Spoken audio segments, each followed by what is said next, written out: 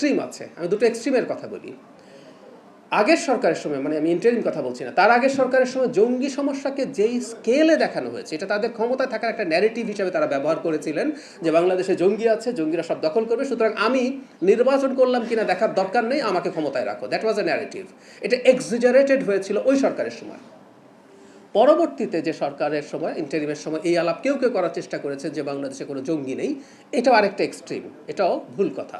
বাংলাদেশে একটা পর্যায়ে মিলিটেন্সি, জঙ্গিবাদ ছিল, আছে, সেটাকে আমরা আসলে কমব্যাট করতে চাই। এবার এই সতর্কতার মানে হচ্ছে এটা খানিকটা ঝুঁকি তৈরি করেছে, কারণ 1.5 বছর ইন্টারিম সরকারের সময় আমরা খেয়াল করেছি এই প্রবণতার মানুষদের অনেক বেশি সংগঠিত হওয়া বা পাবলিকলি আসা বা ওপেনলি আসার প্রবণতা তৈরি হয়েছিল।